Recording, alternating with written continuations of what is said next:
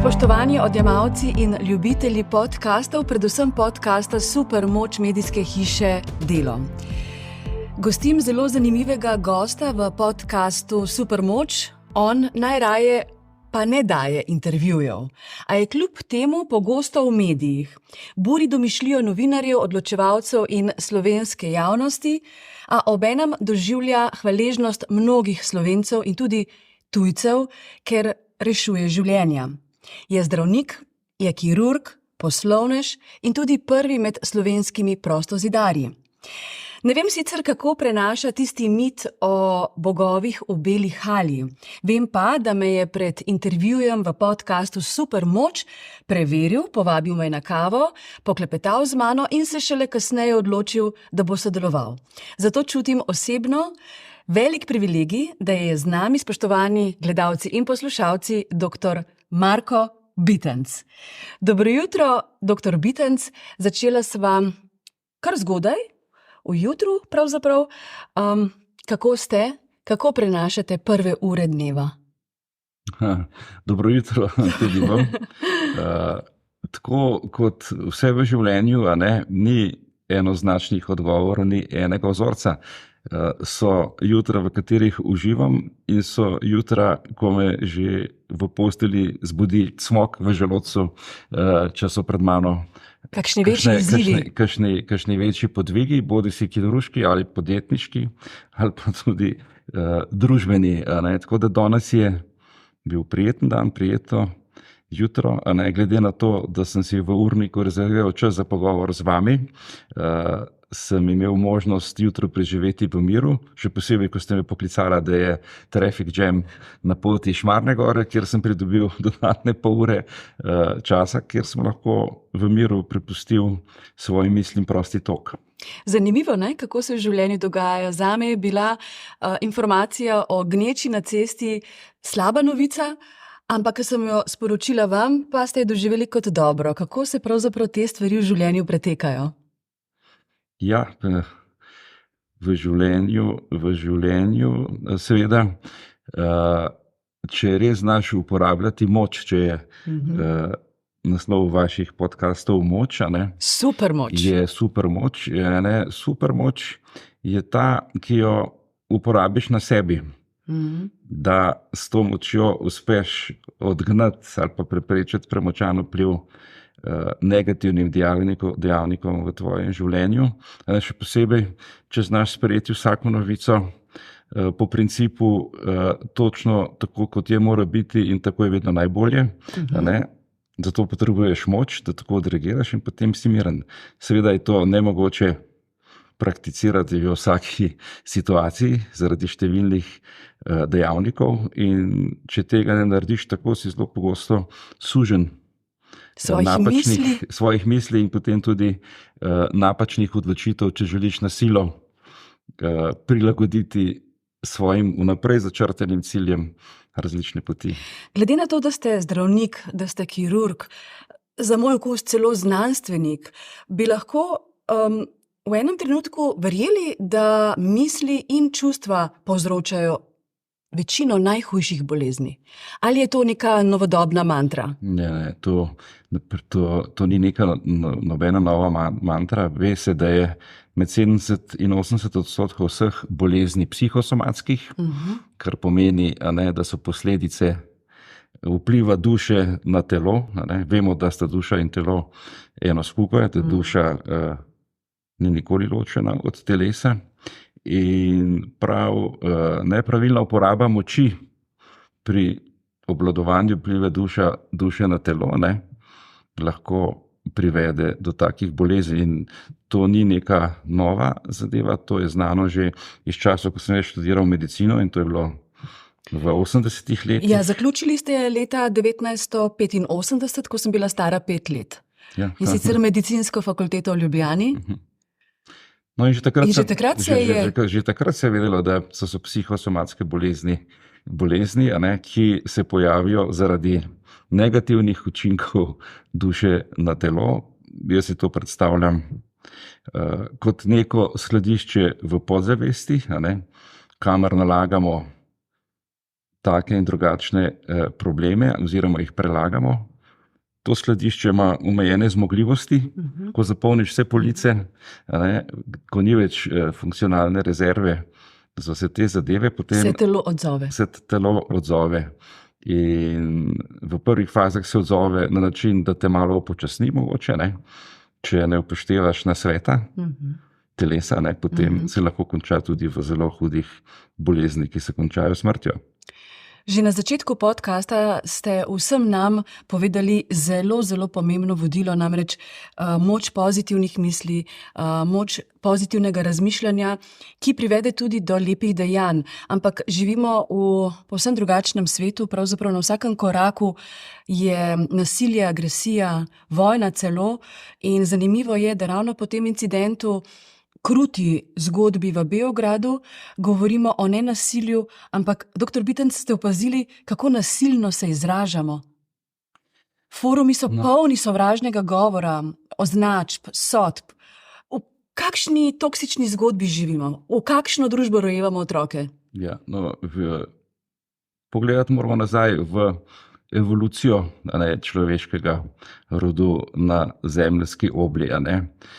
Če pogledate do rojstva Jezusa Kristusa, praktično človeško življenje ni bilo vredno nič, in so se tudi odnosi odvili tako. Jezus Kristus je bil prvi, ki je učil, da se moramo imeti ljudje radi, da se moramo spoštovati, da ne smemo biti zamerljivi, maščevalni.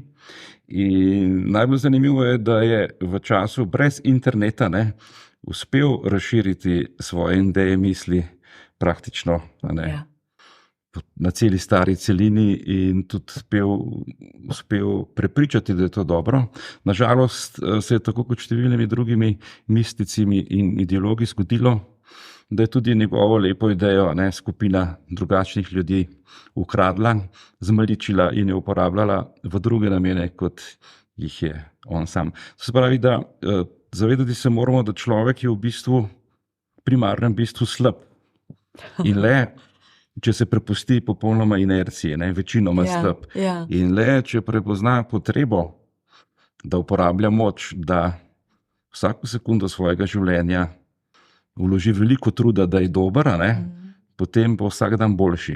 Nažalost, vedno obstajajo v zgodovini človeštva sicer majhne skupine zlonamernih, hudobnih ljudi, ki zaradi tega, ker se premalo ljudi res vsak dan ukvarja s tem, da bi bili boljši, zelo pogosto prevladajo in to rezultira v vojnah. Tako da, če berete Biblijo, Janezovo evangelija, ki zelo dobro analizira izvirni greh po Jezusu Kristusu, je prav to, da človek, in na tem temeljijo praktično vse religije, da človek se mora v bistvu ukvarjati zlasti sam s seboj, da se vsak dan izboljšuje, da v vsaki situaciji pomisli, ali bo odreagiral tako ali drugače. Če se prepustiš, sami veste, jaz sam odkrito priznam, če se prepustiš, zelo pogosto na dnevni bazi odreagiraš slabo, hudobno, zlonamerno.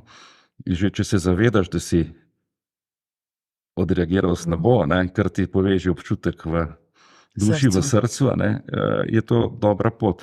In zato imamo sedaj ponovno, mi smo ena redkih generacij, ki imamo izjemno srečo. Jaz daljše obdobje, vi krajše, ker ste bili stari 5 let, ker sem jaz diplomiral, ki živimo v naši regiji v absolutnem blagostanju. Imamo vsega na pretek. In zato se lahko, glede na to, da je cela zgodovina valovanja, kjer se menjata edino frekvenca in amplituda, nas je lahko zelo strah, da bo zelo kmalu tega konec. In zdaj smo ponovno v nekem obdobju, ko v neposredni bližini so uspeli že zanetiti zelo težko vojno. To, kar se je začelo uvodoma tudi v naši družbi, ki je zelo majhna, se čuti nestrpnost, strpnosti, prijaznosti. Tako da ni zgodovinskega obdobja, kjer ne bi potrebovali sodobnih razsvetljencev, ki bi znali ugotoviti problem in tudi širiti nek drug način obnašanja in vedenja med ljudmi. Dr. Bitenc, vsak, ki je samo za nekaj trenutkov denimo pogledal iz povprečja, je občutil pravzaprav to medijsko gonjo, te medijske konstrukte, to krivico recimo, to domišljijo, ki so jo zlivali nekateri pisci v medije. Ste vi razvili skozi čas že to odpornost ali se vas vedno dotakne? Vedno se me seveda dotakne, ne? Ampak seveda tako kot s cepivom proti raznim prenosljivim boleznim, ne? S časom razvijaš odpornost. Še vedno se me dotakne, to zelo močno dotakne, ampak v bistvu ima manj pomembne posledice pri mojem obnašanju, ker sem vesel. To se pravi, uporabim moč na sebi, da si z avtosugestijo razložim, vse v resnici delaš pa vse v redu dobro in to je že od nekoga interes, da zdaj blati tvoje dobro ime. In dotakne se me, nima pa več takih posledic. Ampak tista za dobrimi konji se praši, nič ne pomaga, kaj dosti. Verjetno pa najbolj pomaga, ko se izkažemo pri svojem delu ali celo pri poslanstvu. Večkrat sva omenila, da ste leta 1985 diplomirali na medicinski fakulteti. Skratka, danes ste ugleden kirurg, tudi poslovnež, vodite zasebno kliniko, ugledna slovenska, evropska osebnost, intelektualec. Ste se za to področje, za ta poklic odločili zaradi tega, ker ste po naravi altruist, samaritan, človek, ki rad pomaga, ali imate že kakšno družinsko zgodbo? Kaj vas je vodilo pravzaprav v ta študij? In zakaj mislite, da zdaj mladih več ta študij tako ne zanima, da imamo tako kronično pomanjkanje zdravnikov? No, to je dobro vprašanje, ne? Odgovor je dokaj enostaven, ne? Moj oče je zdravnik, na srečo še živ pri 90 letih in njegova prva služba je bila, da je bil splošni zdravnik na Vranskem. To je majhen trg naproti iz Ljubljane proti Celju. In takrat, ko je bil on tam splošni zdravnik, smo živeli v zdravstveni postaji. Pod našim stanovanjem je bila ambulanta, medicinska sestra, in tako da sem bil od majhnega navdušeno opazoval svojega očeta pri upravljanju tega poklica. Takrat je splošni zdravnik upravljal praktično vse, od porodov do šibanja do poškodb. Bil je praktično za celo območje okoli Vranskega 24 ur na dan, 7 dni v tednu edini zdravnik, ki kadarkoli so ga poklicali, je šel pomagati. Hodil je na hišne obiske peš, s torbo, jaz sem velikrat hodil z njim na teh obiskih in nikoli nam pozabil, ker še ni bilo vodovodov in umivalnikov, da sem mu najprej dal lavor, dal roke, sem mu polil, si umil. Skoraj filmski prizor. Tako da jaz sem se že, preden sem šel v osnovno šolo, sem se odločil, da želim biti tudi jaz zdravnik. Tako da takrat, ko se o tem odločiš, seveda nimaš kakšnih podatkov, kaj je to humanizem, kaj je to filozofija in kaj naprej. In ta želja me je takrat naprej spremljala in sem bil neomajen.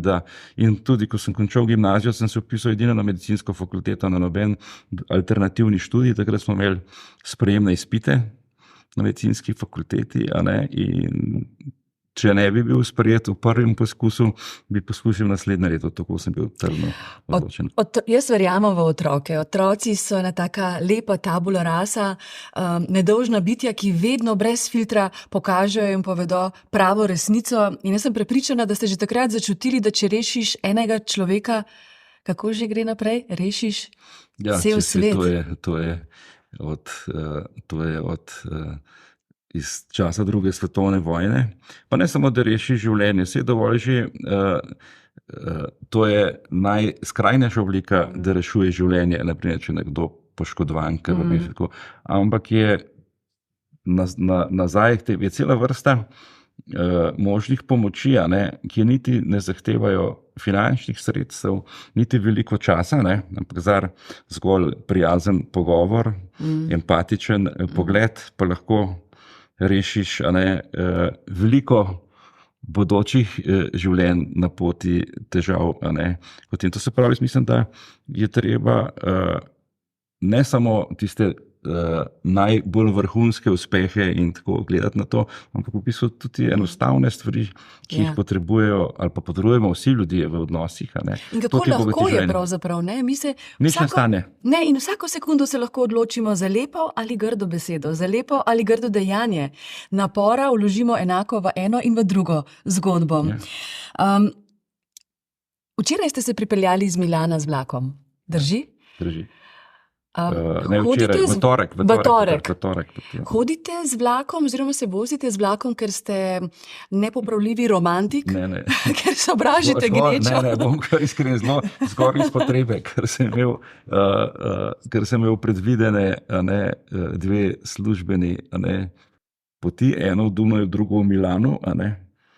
Seveda se vedno na Dunaj peljem z avtom, ker je to še vedno zaradi slovenskih strani železnic najhitrejša pot. Potem sem pa videl, da če hočem iti iz Dunaja v Milano z avtom, se moram praktično peljati nazaj preko Ljubljane. In sem potem se priključil sodelavcu na avtomobilsko pot do Dunaja, letel v Milano in prišel z vlakom prvič iz Milana v Trst. In kakšna je bila izkušnja? Zelo pozitivna, Je to nek nov koncept mobilnosti? Zelo pozitivna in sem vesel, da je splet okoliščin pripeljal do tega, da sem to okusil, ker je to hitri vlak iz Milana do Trsta, kjer imaš namestitveni ali pa potovalni standard višji kot na letalu. Na peron dovolj, da prideš 5 minut pred odhodom vlaka. Tam imaš internet, mizico, lahko delaš, bereš, počivaš, spiš, lahko poješ kosilo na vlaku zelo udobno, tako da je bistveno boljša izkušnja kot z letalom. In dobro je to, da sem ugotovil, da sem šel z vlakom zaradi tega, ker praktično ne obstaja več letalske zveze Milano-Trst, ker so uvedli ta hitri vlak, praktično nihče več ne leti iz Milana v Trst. In ta povezljivost, še predvsem ekološka, brez izpustov, ker in tudi udobnost, seveda je ključ do uspeha. Mi vemo, da so Združeno kraljestvo je postalo najuspešnejši imperij ali pa država na svetu, ker so uvedli vlake kot prvi vlake in možnost poceni udobne komunikacije za ljudi. In tukaj, naprimer, zdaj opažam, da v zadnjem času so slovenske železnice naredile revolucionaren napredek, če gledam, kako zdaj zdaj vlaki. In samo upam, da bodo obnovili tudi tire, ki bodo omogočali hitrejše vlake tudi na naših železnicah.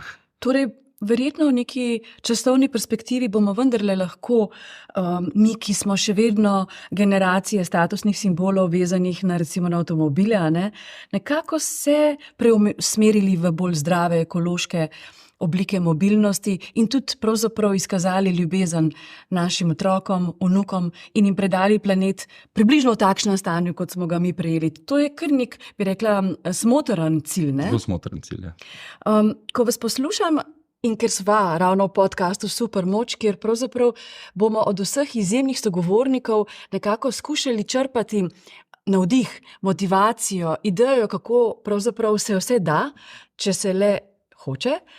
Me zanima, kako premoščate vse izzive, odkot vi črpate to supermoč. Namreč, kot zanimivo vam lahko povem, da je simbol ali logotip tega podcasta lev. Ja, kralj živali z neizmerno eleganco, močjo. Ali vam gre na živce, ko v vsakdanjem življenju slišimo, da če si uspešen, pa si itak pokvarjen, če kuješ dobičke, si sigurno kriminalec. Kako razmišljate o tem? Odkot najprej ta navdih, moč, ker imate toliko časa kot vsi ostali, ampak ste veliko bolj uspešni? Ja, koliko sem uspešen, to bo pokazal čas. Odkje črpa moč, na to ne znam odgovoriti. To je neka nevidna, notranja sila. Verjetno sem jo pridobil v trenutku oploditve, ko sta me počela moja starša in imel srečnega spleta okoliščin, da so se kromosomi, da so ta pravi kromosomi nekako povezali. Na to nihče po moje ne zna odgovoriti, odkje je to. Tako da Ampak nekaj vas žene, ene motorje prižiga, neka motivacija, ne vem, da vam bodo postavili spomenik, recimo. Ne, to nikakor ne. Da bodo otroci ponosni na očeta. Ne, predvsem glavna motivacija je, da demonstriraš, da se da, da če si govorijo, da se nekaj ne da, pa jaz poznam na podlagi neke analize s čustveno inteligenco, da ni v resnici pravi vir, da tega ne bi naredil. To mi je glavna motivacija, da pokažeš, da se da, da si neke vrste vzor, da si potrjuješ nek svoj prav, pa tudi drugim pokažeš, da ni res, da se kaj ne da. Mislim, da je to glavna. A veste, prinesla sem nekaj knjig takole. Jaz imam, a berete knjige? Ste človek časopisa, online novic? Vse mešano. Mešano? Vse mešano. In berete non-stop? Berem den na stop, berem, kadar si za to vzamem čas ali pa imam čas. Veliko časa posvetite recimo razmišljanju, kajti neka raziskava, mislim, da danska raziskava je pokazala, da najbolj uspešni ljudje 80% svojega budnega časa posvečajo, veste čemu? Razmišljanju. Ja, veliko razmišljam in na primer si želim včasih, da bi si ustavil malo trd disk, nekako ne uspem.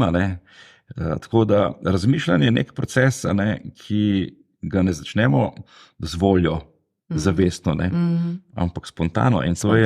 In to je tega tako ali tako znanost ne zna in po moje tudi nikoli ne bo znala razložiti, rečemo struktura možganov, od kje se je začelo in kakšne so te poti. Zelo natančno poznamo pot, naprimer, ki gre od možganske skorje do tega, da premakneš naprimer palec na roki.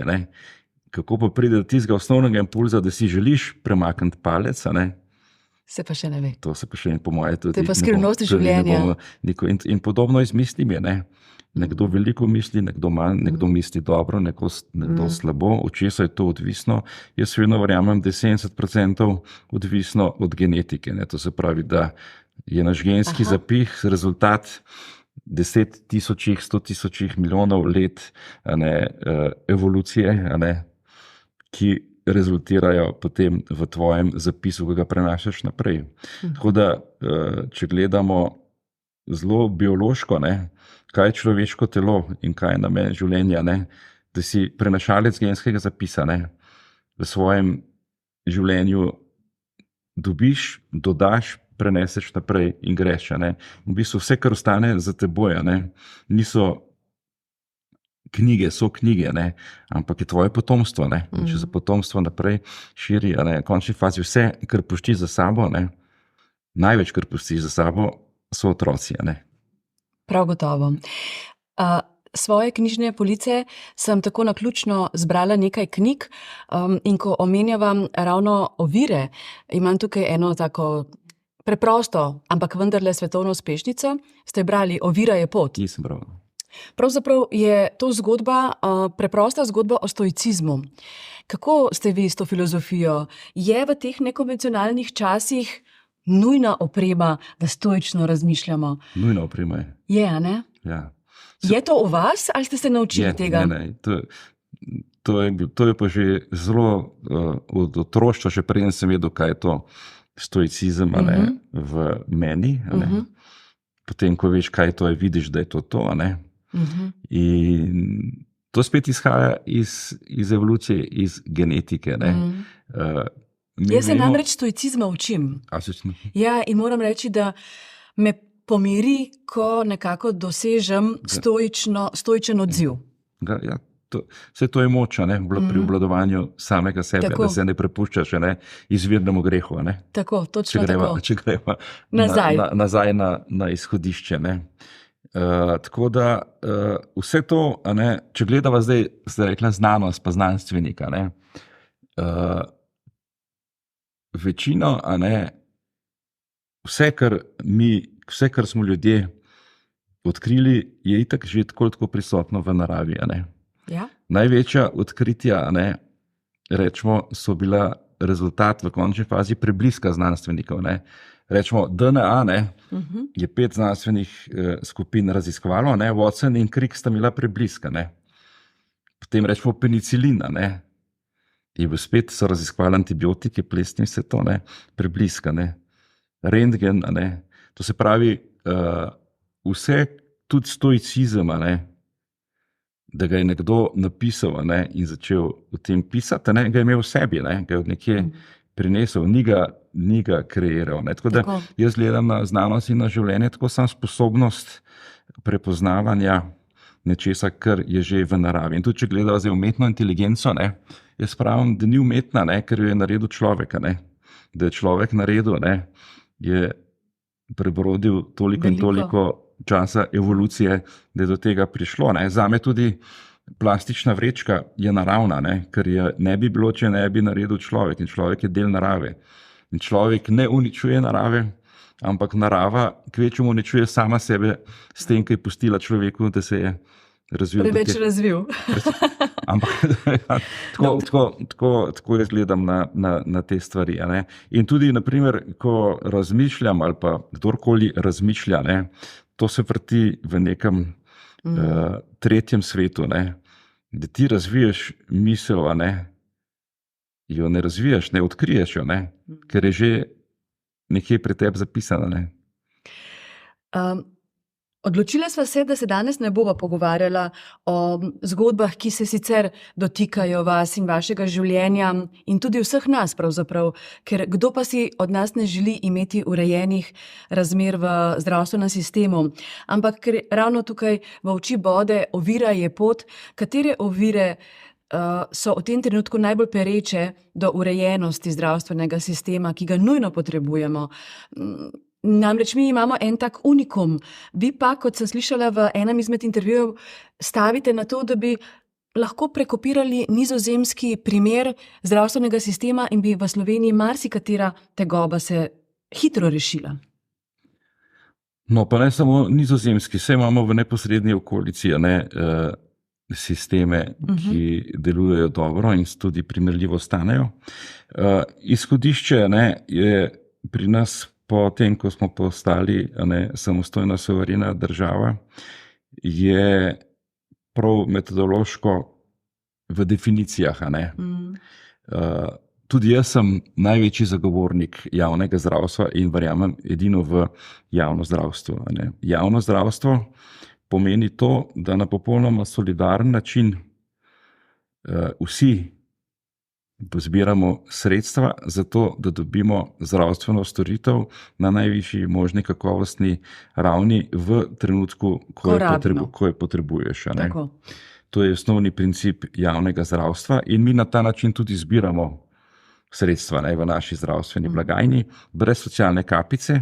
Ne, to se pravi, revni dajo malo, bogati dajemo več. Ne. Jaz lahko povem na pamet, ne, ker to gledam, ne, jaz dam za obvezno zdravstveno zavarovanje na vsak mesec 900 evrov, ne, 923 evrov plačam jaz v zdravstveno blagajno, zato da lahko veliko število tistih, ki tega nimajo, v to blagajno prispevajo samo 45 evrov. Se vam zdi to dobro? To se mi zdi prav in dobro. Je to temelj socialne države? To se mi zdi temelj socialne države in to je princip javnega zdravstva, ne, da vsi prispevamo v odvisnosti od svojega ekonomskega blagostanja in zato imamo pravico, da vsi dobimo enako iz tega. Ne. To, v čemer rečemo, imamo problem pri reformah je, ne, da nekatere politične opcije, ki želijo, da naše zdravstvo ostaja tako, kot je, pa vemo, da ne služi narodu ali pa davkoplačevalcem, da enačijo javno zdravstvo z državnim zdravstvom in to ni res. Ne. Zdaj seveda ni države v Evropski uniji, ki bi imela v javnem zdravstvu izključno izvajalce javne zdravstvene službe v državni lasti. Ta segment med enim in drugim niha in je odvisen od številnih dejavnikov. In tudi zagotovo, če država poskrbi za ustrezne zmogljivosti v svoji lasti, da izvajajo zdravstvene storitve pravočasno, potem tudi ni po podjetniškem principu nobenega praznego tržišča, kjer bi privatniki vstopali. Ampak mi imamo vseh 30 let, ne, samostojne Slovenije praktično enako strukturo državnih izvajalcev javnega zdravstva, enake zmogljivosti, vsi pa vemo že izpred 30 let, da potrebe rastejo eksponentno vsak dan s staranjem prebivalstva. Sigurno. Vsak, ki preživi 80 let, v bistvu predstavljajo njegove potrebe, če želi imeti kakovostno in varno starost, izjemen javnofinančni izdatek, ampak ne samo s tem še mi sledimo, ker je denarja dovolj na razpolago, ampak potrebne so zmogljivosti, ki bodo kakovostno preživeli, rečemo, od 80. do 100. leta starosti, kar bo vas zagotovo čakalo, ko boste vi stara 90 let, bo z vašo Doktor Bitenc, to vas pa kar držim za besedo. Ja, to boste vi zagotovo preživela. To se pravi, in ker država temu ne sledi, potem se postavlja tržišče, v narekovaju, za zasebne izvajalce javne zdravstvene službe. In posod je neko ogledalo med izvajalci javne zdravstvene službe, med tistimi državnimi in zasebnimi, je pogoj, neka pseudokonkurenca, pogoj za napredek. Kajti, če imaš ti monopola, potem stojiš na mestu in plačuješ najdražje možno. Tako da jaz sem prepričan, da tukaj potrebujemo spremembe, da ni potrebno izumljati nekih novih konceptov za naš majhen narod in našo državo. Ni treba niti na Nizozemsko, lahko gremo že v Avstrijo, v Nemčijo, v bližnje države. Res pa je, da če so države v 90 letih tekmovale pri ocenjevanju razvitosti države z podatkom življenjskega upanja ob rojstvu, če si imel ti življenjsko upanje ob rojstvu za moške 80 let, pa za ženske 84 let, si se izkazoval kot razvita država. Nihče v najrazvitejšem delu sveta, kot je Evropska unija, pa ni ustrezno planiral, kako bodo v bistvu stroški za teh dodatnih 20 let porasli. Pa ne samo stroški, kako bodo razvijali zmogljivosti. Kajti, če ti tekmuješ v tem, da boš imel velik del populacije od 80 do 90 let, potem, če želiš biti res razvit, in moraš zagotoviti, da bo teh 10 let preživeli najudobneje, kako varno in vse ostalo. In tukaj ni ti največji problem denar, finančna sredstva, ampak strategija infrastrukture. Kot veste, je pri nas velik problem dostopnost do te infrastrukture. Zato so tudi bolnice prepolne, teh ljudi, ki v bistvu bolnice ne bi potrebovali, rabijo pa seveda neko asistenco, neko pomoč. Tako da, če se vrnem nazaj, Bismarckov sistem je sistem, ki ga jaz še vedno občudujem in zagovarjam. To je princip zdravstvenega zavarovanja. Torej medsebojne solidarnosti, pomoči. Kjer večji del prispevkov prispeva vsak zavarovanec, to smo mi kot fizične osebe, manjši del delodajalci, in skupaj na tak način zagotavljajo solidarnost. Zdaj pa, da če vi plačujete 600 evrov v zdravstveno blagajno, potem pa nekdo odloči, da vi teh 600 evrov na mesec ne morete zapraviti pri nekem izvajalcu, ki ni v državni lasti, pa si ga vi želite, pa veste, da ima dovoljenje za opravljanje dejavnosti.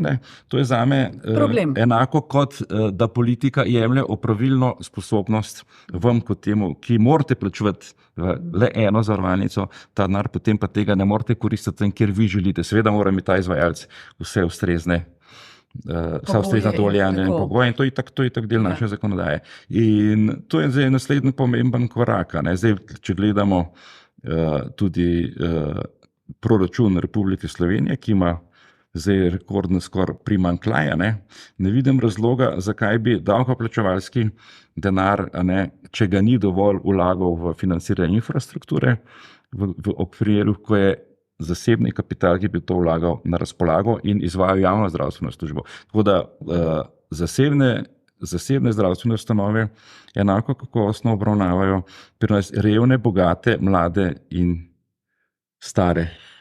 Doktor Marko Bitenc, pod črto lahko pomiriva vse tiste, ki naju poslušajo in gledajo.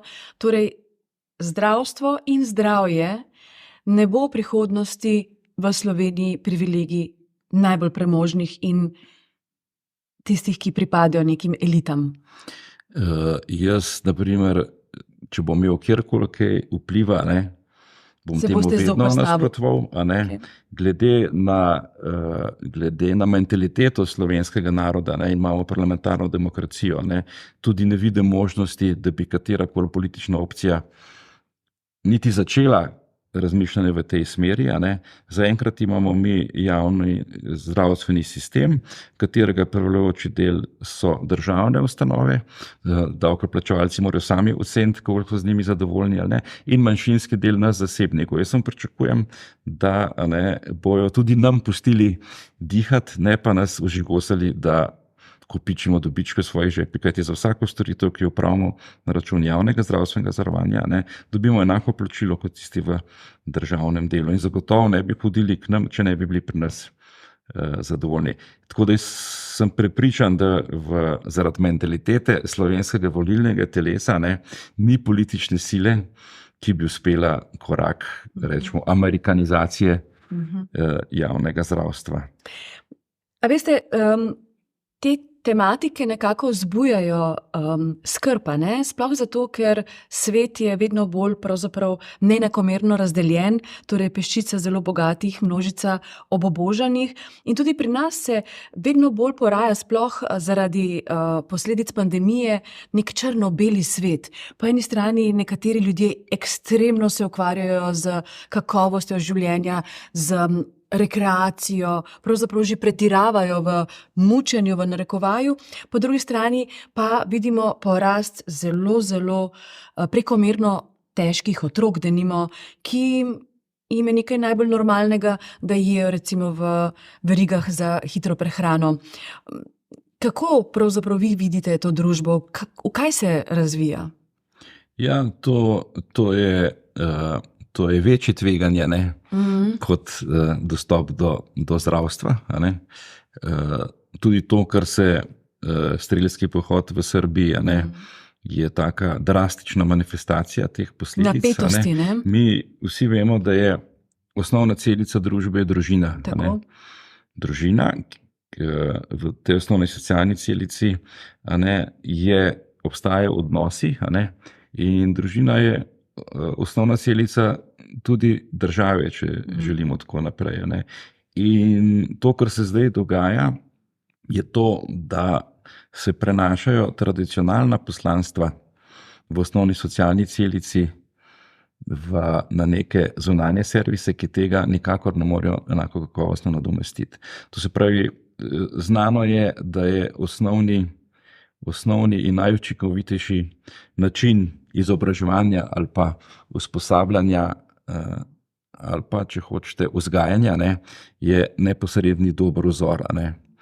To se pravi, iz tega vidika gledam družino kot osnovno socialno celico, pa se ne spuščam v to, ali mora biti zakonska zveza, izvenzakonska zveza, homoseksualna, heteroseksualna, karkoli že hočete. Ampak lahko bi pa rekli, da permisivna vzgoja ni v redu, ni dobra popotnica. Ni dobra popotnica in permisivna vzgoja je posledica anomalij, ki se dogajajo. To se pravi, če nimaš več te osnovne socialne celice, ki upravi s 60-70% funkcije vzgajanja naroda, in če se to prelaga na druge, ki tega na noben način ne morejo narediti, potem je to resen problem, bistveno hujši kot javno zdravstvo.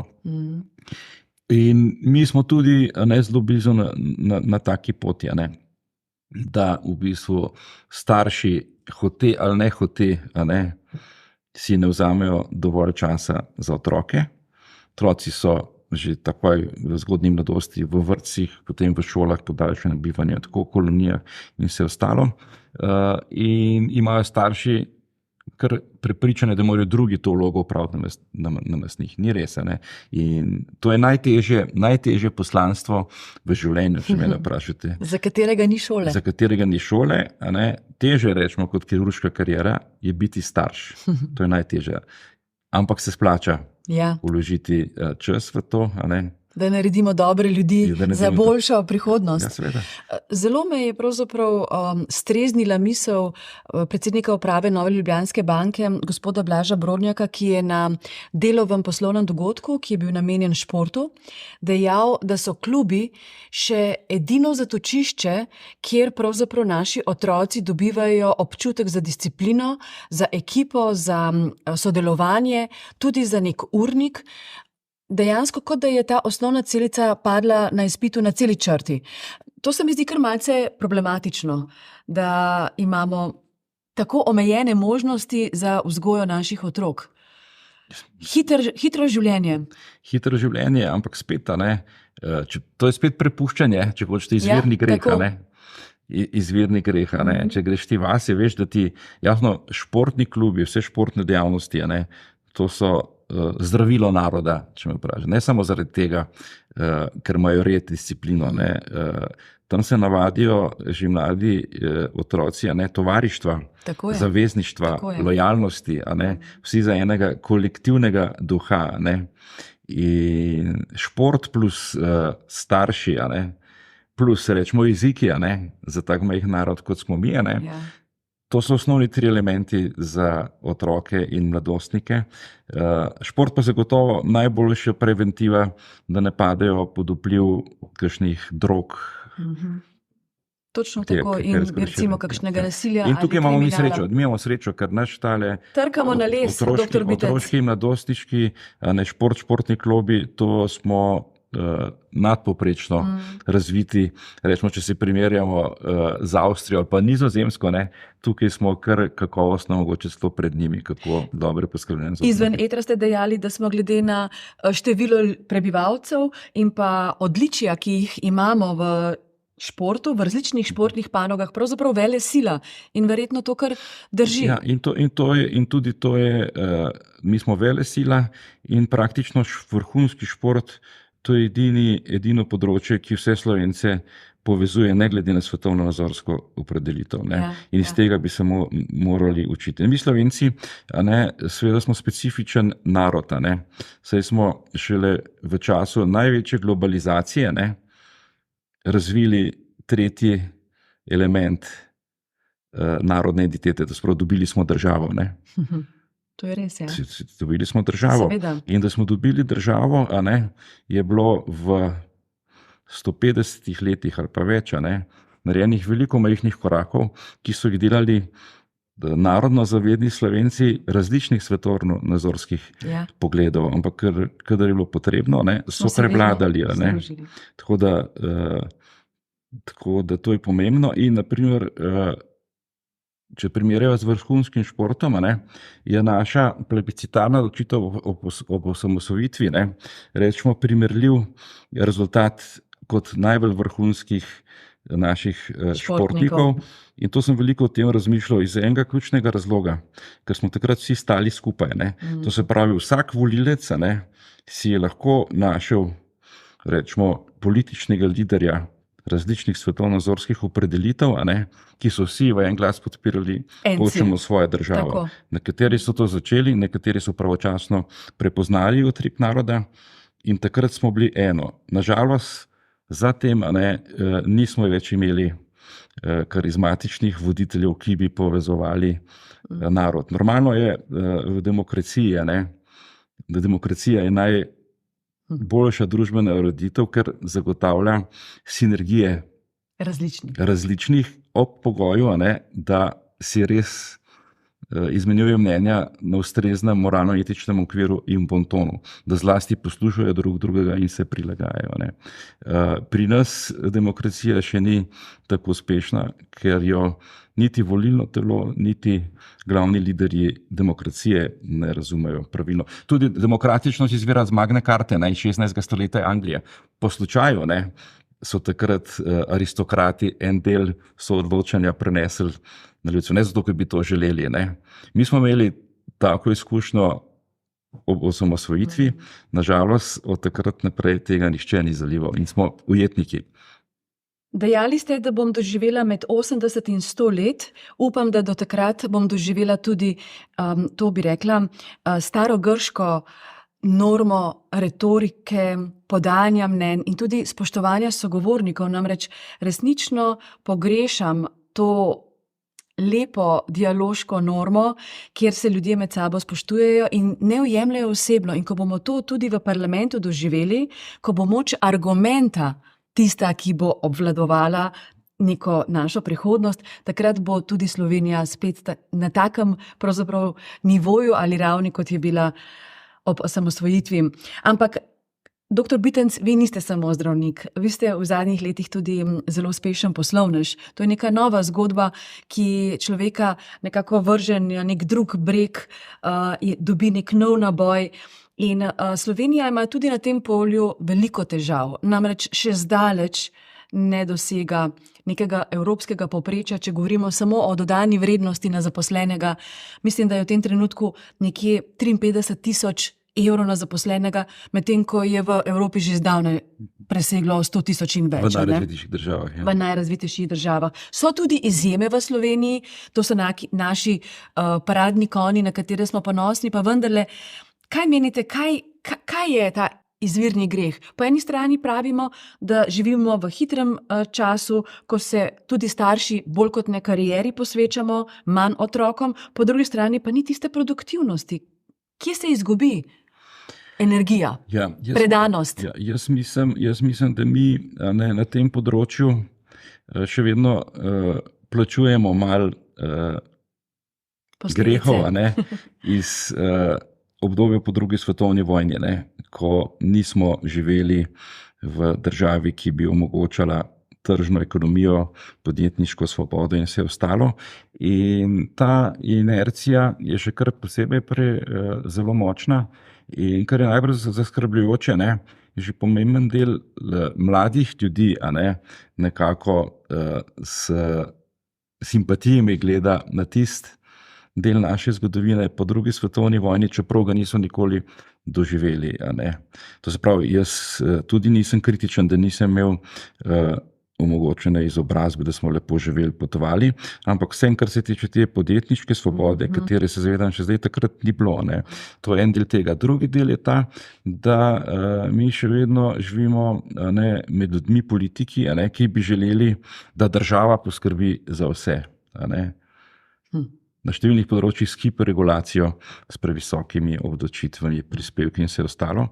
Jaz sam jemljem država bi morala imeti edino funkcijo, da ustvari optimalno okolje, kjer lahko vsak posameznik manifestira vse svoje potenciale. Država mora pa poskrbeti kot funkcija države vse tiste, ki tega niso sposobni. Zdaj tukaj se bo oba strinjala, da je veliko sivine, da skrbimo tudi za kakšne, ki tega niso potrebni, pa se znajdejo, da omejujemo najbolj napredne, da omejujemo podjetniško svobodo, čeprav je to ustavno določilo. Zaenkrat imamo številne segmente, ki so rečemo prepovedani za podjetniško, na razne zelo transparentne zakonske, pa še več podzakonskih aktov, pa podzakonskih aktov, kjer ne moreš prebiti. Tako da, če bomo v nekem obdobju uspeli modernizirati ali pa resetirati vso zakonodajo, ki vemo, da je pri nas zelo že nepregledna s temi aneksi, imamo amandmaji že težko kaj slediti, kjer bo stranka Svoboda, ki ima zdaj rekordnih 41 poslancev, v resnici prinesla svobodo na vseh področjih, tudi na področju svobodne podjetniške pobude, pa pustila malo več razpoložljivih sredstev podjetnikov, ki bodo znali sigurno bolje oplemenititi kot katerakoli vlada ali politična opcija. Potem se bomo približali temu najrazvitejšemu jedru Evropske unije. Seveda ne smemo pričakovati, da bo to čez noč. Moramo upoštevati, da so to procesi, ki morajo doživeti konsens v volilnem telesu, kar je najtežje. In tukaj imate najpomembnejšo vlogo, bi morali imeti prav medije, ki bi na ustrezen način dali možnost, da se volilno to informira o tem, kako je, ne pa da se mogoče prepogosto neposredno vplivali na volilno telo, kaj je prav, kaj ne prav. Ker jaz mislim, da slovenski narod, kot ima toliko velikih vrhunskih športnikov, glede na število prebivalstva, ima tudi zelo veliko pametnih brihtnih ljudi, po čemer smo bili znani že v avstrijski monarhiji, in tem je treba omogočiti, da so mogoče včasih bolj pametni od politikov in jih upoštevati. V resnici smo tudi narod, ne samo športnikov, ampak kot pravite, tudi izumiteljev.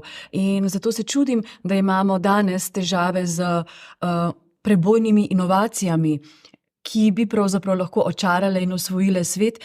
Spomnim se, pred 15 leti sem napisala za revijo Ona članek, v katerem sem pod vprašaj postavila dolgoživost kliničnega centra. Nekako je bil naslov v tem smislu, da se bo klinični center sesul sam vase. Ampak nisem kritizirala pravzaprav te naše velike klinike, kjer se rodi ogromno tudi znanja, ampak predvsem sem pod vprašaj postavila pravzaprav njihovo agilnost, ekonomičnost in pa vprašanje vitkega poslovanja. Vi ste to zasledovali in ker sva v podcastu Supermoč, ste imeli moč tudi neke vaše know-howe, neke vaša dognanja prenesti na državno kliniko. So vas zdaj poslušali, kako bi lahko bolje, bolj ekonomično delovali? Velikokrat so me poslušali in tudi v takih nejavnih podcastih se strinjali, ampak na koncu smo skupaj ugotovili, in to je resnica, če se pogovarja o državi, država je z regulativo postavila zelo omejene pogoje menedžiranja, upravljanja javnih zavodov. In kot prvi pomemben element, pa lahko dam tukaj zelo heretično naprimer rekel, ker so to javni zavodi, ne pa podjetja, imajo že plačni sistem, uradniški sistem v državi. Tako da, naprimer, če predsednik uprave Petrola, ki je v večinski državni lasti, ima prihodke med 10 in 15 tisoč evrov, na pamet govorim, se opravičujem, če sem rekel tako, ima generalni direktor kliničnega centra približno 2500 ali 2800 evrov.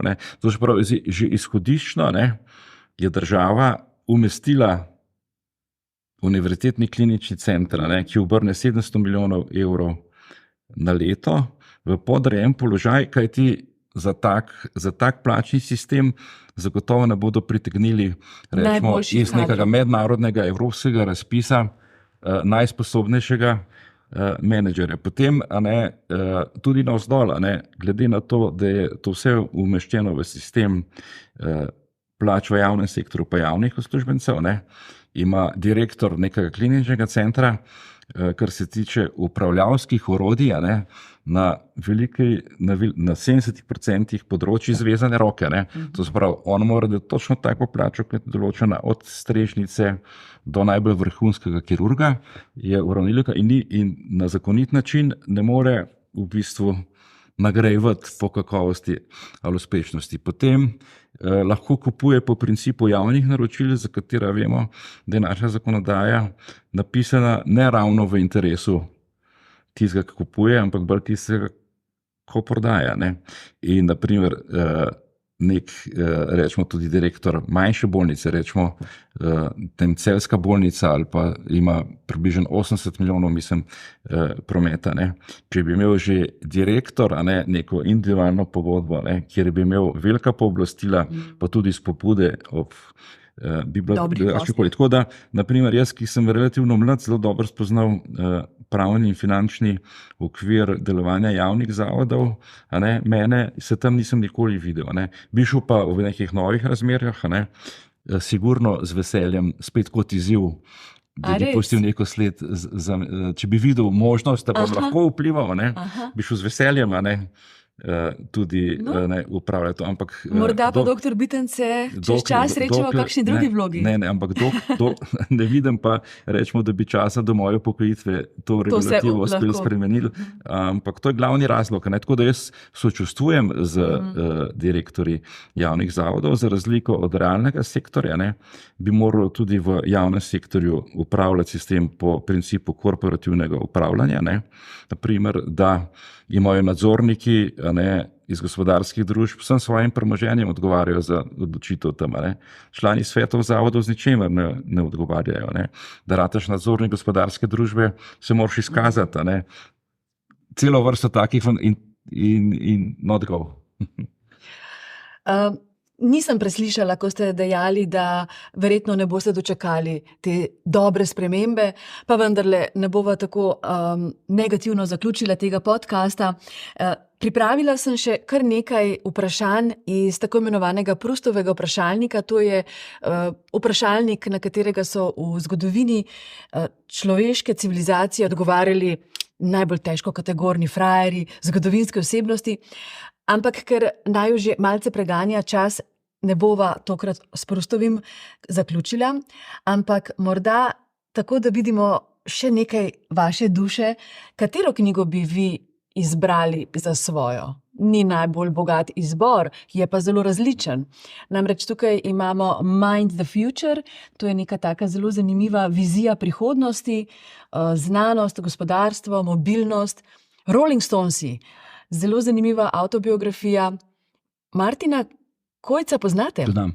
Vam je všeč? Je všeč. Učbenik življenja. Razumete to esenco? Razumem. A se prepuščate višji sili? Vse. Bi izbrali to knjigo? Jaz verjamem v višjo silo. Ja, jaz tudi.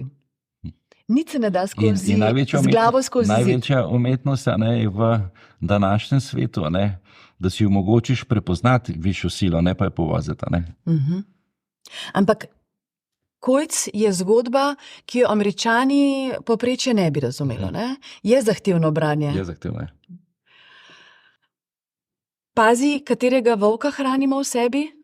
Vsak ima dva, ne? Ja. Hranimo dobrega, ne? Ja. To je najboljša popotnica. Pa stradamo slabega. To je cilj. No, tukaj imam pa še neko zgodbo o bivanju, predvsem doma. Namreč verjamem v urejenost prostorov, urejenost odnosov, ki privedejo pravzaprav do nekega well-beinga in ne izgorelosti. Ste radi doma? Zelo rad doma. Imate svoj kotiček, svojo knjižnico? Imam svoj kotiček, katerega osnovni princip je ravno nasprotno vašemu. Ne prenesem, jaz imam mizo, mojo tisto intimno mizo, skupaj papirjev, knjig in vsega založeno. Akademski nered. Ja, tak nered in najhujša motnja mi je, če mi to kdo pospravi. Ker jaz v vsem neredu točno vem, kje imam kaj, če mi kdo pospravi. Torej vi se znajdete v kaosu, odlično. Ja. Verjetno je to odlika. To je potencijala, ne? Ja, to je odlika. Kaos je potencijala, ne? Zagotovo, za boljše zgodbe. Ja. Odlično. Kakšno bo poletje za vas in za vašo družino? Bodo gore, morje? Ja, moje najljubše mesto ali pa drugi dom je Bohinj, tako da največ prostega časa, če se le da, preživim v Bohinju, rad grem tudi na morje, ampak vsako leto manj, ob segrevanju ozračja. Ni možnosti za neko aktivnost, ne? Jaz vedno rečem, če gremo na morje, smo kot tjuljni. Ja. Ješ, piješ pa. To pa ne več niti, ne? Se ne smemo več kaj dosti izpostavljati soncu. Torej smo omejeni na jutra in na večere. Res je. A vidite, kam so prišle pravzaprav te podnebne spremembe? V Bohinju pa tudi v najhujši vročini zvečer. Je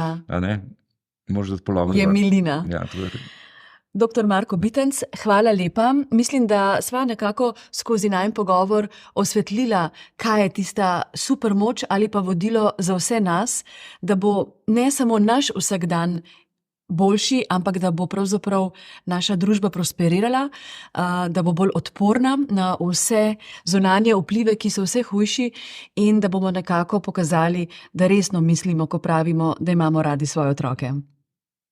Ja, upam, da sva ta cilj dosegla. En majhen korakec pri napredku naroda. Ostanite optimistično naravnani, hvala lepa. Pravzaprav si štejem v čast, da ste moj prvi gost v seriji podcastov Supermoč. Ostanite super močni. Jaz sem še bolj počaščen, da ste me povabili. Lepo, hvala lepa. Spoštovani gledalci in poslušalci prve epizode serije podcastov Supermoč, hvala lepa za vaš čas in za vašo pozornost. Upam, da vam je bila ta zgodba, ki sva jo pripovedovala z dr. Bitencem, všeč in da bomo v tem duhu tudi nadaljevali. Namreč imamo že v načrtu zelo zanimive sogovornike, zanimive zgodbe, tako da ostanite z nami in hvala lepa do prihodnjič. Srečno!